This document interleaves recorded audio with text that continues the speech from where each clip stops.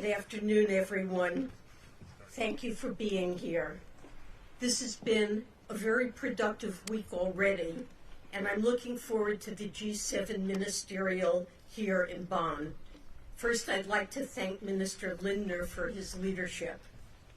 I've spent the week in Warsaw and Brussels before arriving here in Bonn.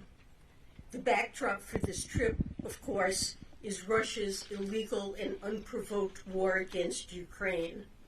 My thoughts continue to be with the people of Ukraine as they fight back against Putin's brutal invasion into their homeland.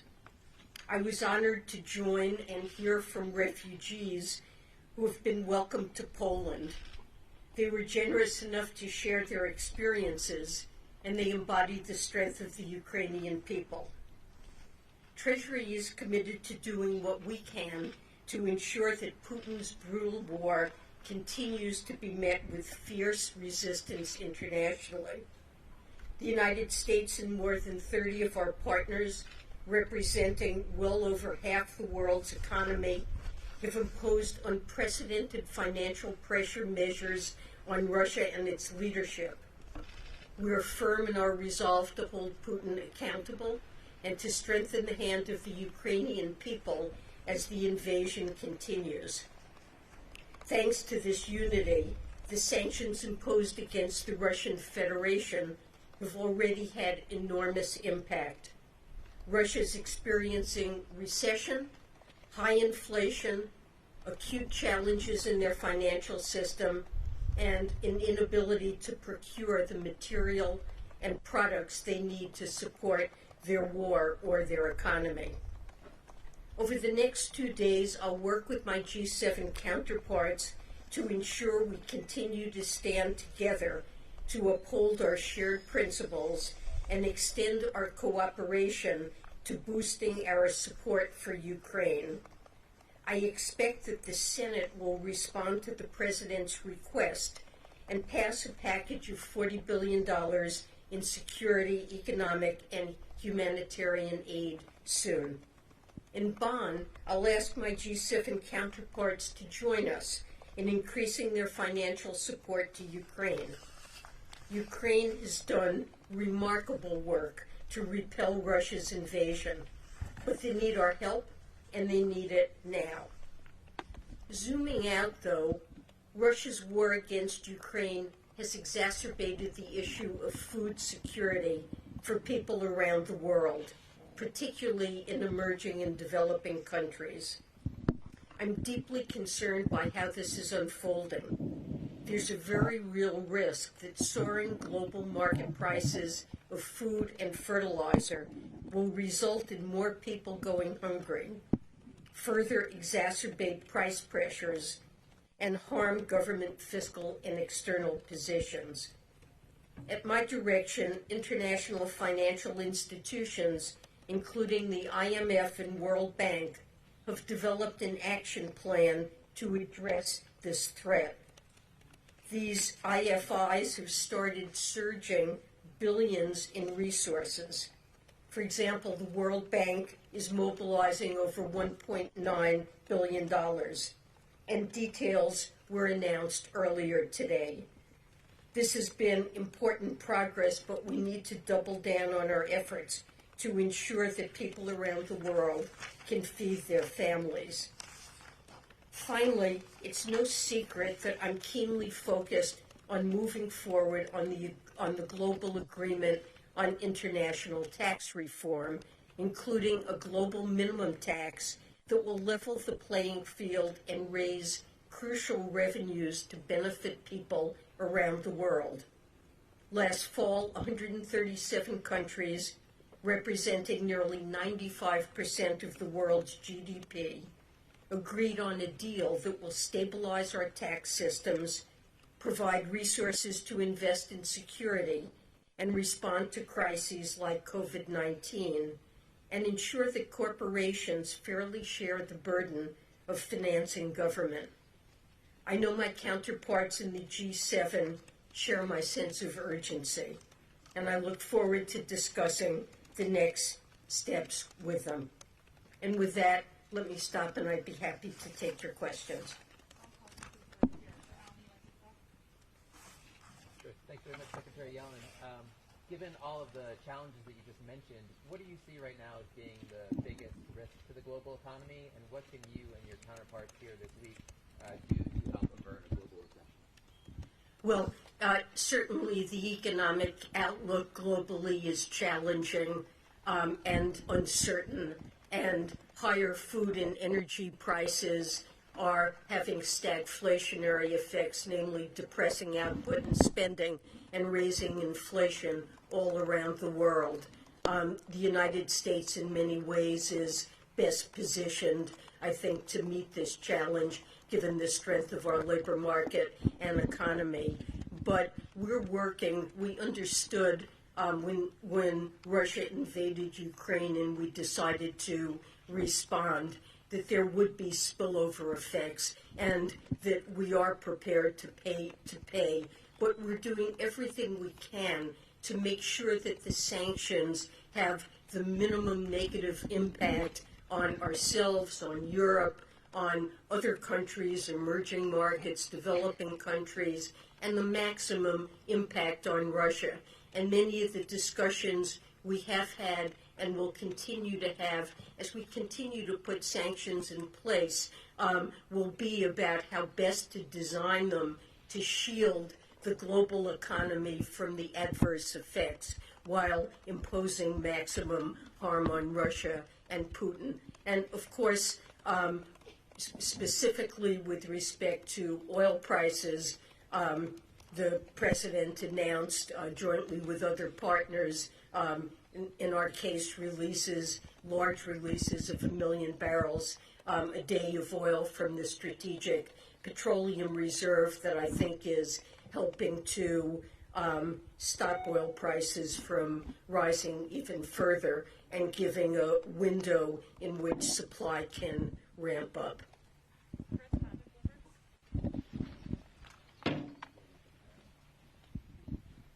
Good afternoon, Secretary Yellen. Chris Conner from Bloomberg News. In recent months, Secretary Yellen, the U.S. dollar has appreciated significantly against many other currencies. And part of that is, of course, a natural result of the expectation for higher interest rates in the U.S. But the extent of that strengthening has surprised and even alarmed some market participants and some governments. Could you assess if that strengthening were to continue, how worried would you be on two levels? First, about the U.S. Domestic economy, given its potential impact on export manufacturers, and also on the many countries around the world that carry significant levels of dollar-denominated debt. Would you be worried about it provoking a debt crisis? And finally, would the administration advise that anything could or should be done about this scenario? Thank you. So let me say, from the standpoint of the administration, we're committed to a market-determined exchange rate, although we've made clear that actions that countries specifically take to push down the value of their currencies in order to distort trade in their favor, that we will respond to that. But we have a market-determined exchange rate and think that's the best regime. I think you pointed to one factor, tighter monetary policy in the United States, rising interest rates, that is causing capital to flow toward the United States and into dollars. Also, at a time of kind of risk-off and uncertainty, it's natural the dollar is a global safe haven, and we tend to experience inflows naturally that push up the dollar in highly uncertain economic times. So I think it's understandable that the dollar has risen. But you pointed to impacts on other countries, and that is a concern. There are many countries with dollar-denominated debt, and a rising dollar makes it more difficult for countries to bear that debt. We know that often emerging markets worry about how they will fare in an environment of higher interest rates and tightening monetary policy. I saw that myself when I was Fed chair and we began to tighten. And I think continuing to keep our neighbors well informed. The Fed, of course, runs an independent monetary policy, but attempting to be clear about what our policy is, I think, is an important strategy for helping our neighbors adjust. Thank you, Dr. Yellen. You've spoken before about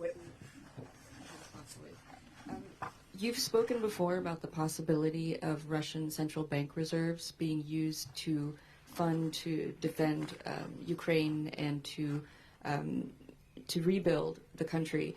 And you've also spoken about how there would be a need between counterparts to do so. Can you elaborate a bit on some of the conversations that have been had regarding that possible effort with the Russian central bank?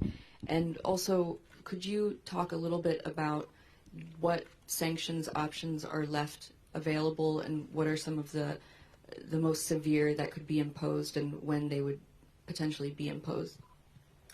So with respect to the assets of the Russian central bank, they're obviously substantial. I think the United States and our partners, it's estimated, have blocked around 300 billion of those assets. And I think it's very natural that given the enormous destruction in Ukraine and huge rebuilding costs that they will face, that we all look to Russia to help pay at least a portion of the price that will be involved. That said, while we're beginning to look at this, it would not be legal now in the United States for the government to seize those statutes. It's not something that is legally permissible in the United States. Other countries have, legal issues around it as well. And there really are a number of issues. Conversations are really just beginning among countries about how to finance longer-term reconstruction and whether or not those assets should play a role, and if so, how. So I don't really have a lot further news for you on that. Oh, Annette, well, where is the thing? I need to have two. Annette Weisbach with CNBC. I have a question on inflation for you again, because inflation also in the United States, but here in Europe, is starting to potentially get out of control. So how concerned are you about that? And is that one reason why you are floating the idea of having tariffs on oil exports from Russia and not an outright ban from the European Union? Thank you. So inflation clearly is a concern in many parts of the world, in the United States, in the UK, and in the rest of Europe as well. And clearly higher energy prices, higher food prices and other commodity prices, really due to Putin's choice to launch a war in Ukraine against Ukraine, are really responsible for much of that.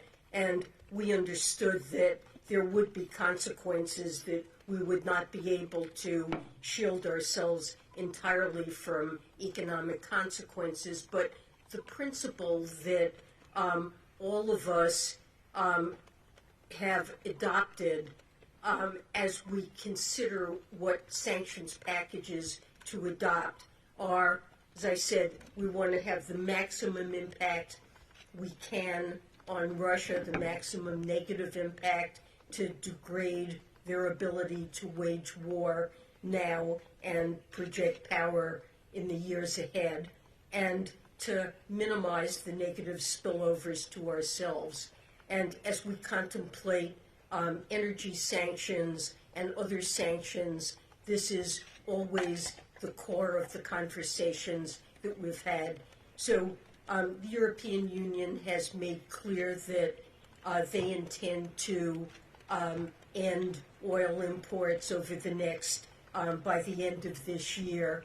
That gives a significant amount of time to make sure that it can be done in an orderly way, and so that there won't be price spikes associated with it. And in the meantime, discussions are ongoing.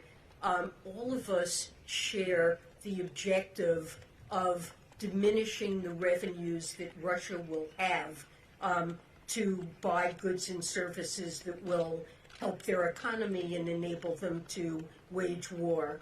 And we're doing a lot of things that are effective in diminishing their access to the goods and services that they need.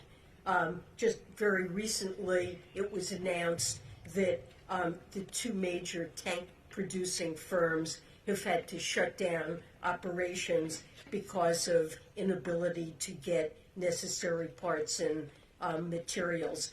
But shutting off oil and gas revenues are a very substantial source of revenues for Russia. We would like to do what we could to diminish those revenues going to Russia. And so a number of ideas have been discussed, and you've probably heard tariffs, price caps, other possibilities that are on the table. And we continue to look at those things. No decisions have been made.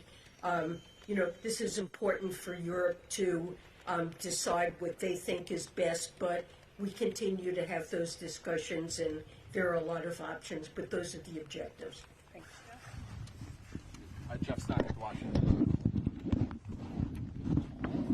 We've seen continued increases in gas prices. Can you talk a little bit about when Americans can see relief from the administration's actions, and if you would anticipate the problem will get worse before it gets better this summer? So, I'm not going to try to forecast the exact path of gas prices for you, but the global price of oil is stabilized, Brent around a little bit over $100. And, of course, that means higher gas prices than Americans want, and we've seen in some time. I think as supply begins to ramp up, we expect to see a significant supply response in the United States and other parts of the world. In the meantime, the releases from the Strategic Petroleum Reserve, I think, are serving to basically stabilize prices. And so we're doing what we can to avoid further increases in energy prices, but we also want to make sure that we wean, Europe especially, weans itself from dependence on reliance on Russia for oil and gas. And these pressures are, not likely to abate in the very near future. Hi, thanks, Secretary. Yesterday, you called for allies to sort of confront China together. How concerned are you about the lockdowns that are going on in China right now? They are the producer for the world. How big of a threat is this to the global economy? What we discuss about it, and also if you could talk about your views on tariffs, the U.S. tariffs on Chinese goods under the Section 301. What are you telling your counterparts within the administration that we should do about these? Thank you. So, with respect to China, certainly the lockdowns look like they are impeding the production and flow of goods and services, given how extensive they are, and compounding supply chain difficulties that we have had that have boosted prices, although some of those pressures seem to be mitigating. The developments in China exacerbate those supply chain pressures, and so that's a source of concern. China also seems to be experiencing a slowdown in growth, and as one of the largest economies in the globe, China's economic performance really has spillover impacts on growth all around the world, and so that is a factor that affects the global outlook, and we're monitoring carefully what happens in China and what their policy responses are. with respect to tariffs, discussions about tariffs are underway in the administration. I've said previously that I think that some of the tariffs that were imposed by President Trump in retaliation for China's unfair trade practices, some of them, to me, seem as though they impose more harm on consumers and businesses and aren't very strategic in the sense of addressing real issues we have with China, whether it concerns supply chain vulnerabilities, national security issues, or other unfair trade practices. And so I see a case not only because of inflation, but because there would be benefits to consumers and firms from some of the tariffs, that some relief could come from cutting some of them. But we're having these discussions. There are a variety of impacts. There are a variety of opinions, and we really haven't sorted out yet, come to agreement on where to be on tariffs. And I respect the opinions I hear expressed around the policy table. There are a variety of valid concerns.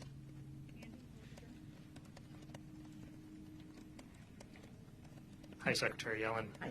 I wanted to ask about the exemption for the U.S. receiving payments on Russian sovereign debt that's due to expire, I guess, next week. I'm curious how you're thinking about the decision of whether that exemption should be renewed and what you see as the possible economic impacts of pushing Russia into default and, what spillovers there could be from that move. So, when we first imposed sanctions on Russia, we created an exemption that would allow a period of time for an orderly transition to take place and for investors to be able to sell securities. And the expectation was that it was time limited. So I think it's reasonably likely that the license will be allowed to expire. There has not been a final decision on that, but I think it's unlikely that it would, it would continue.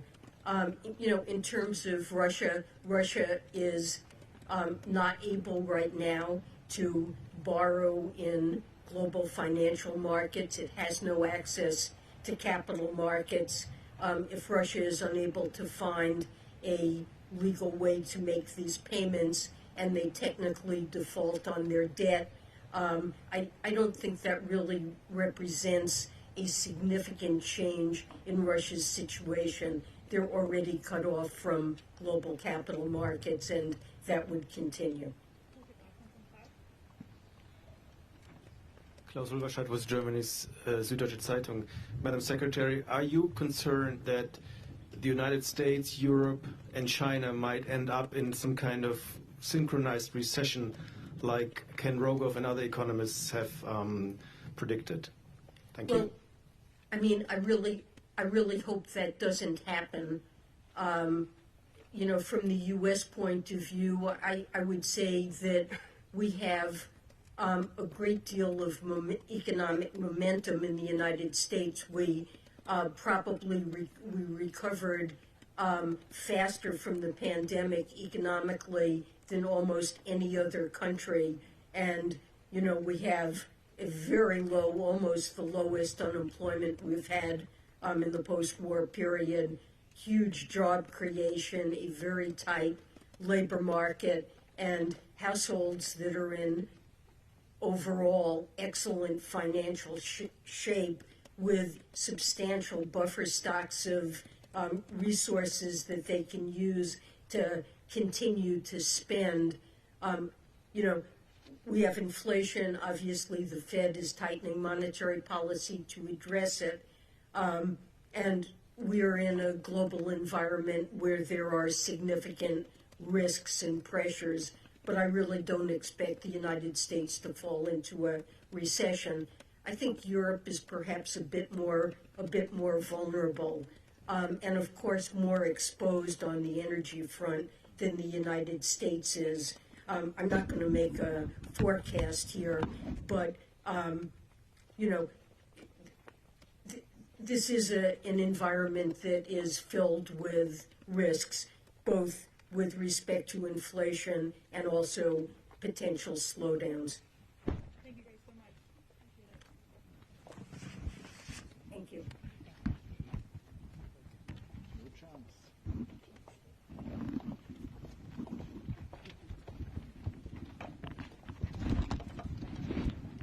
So,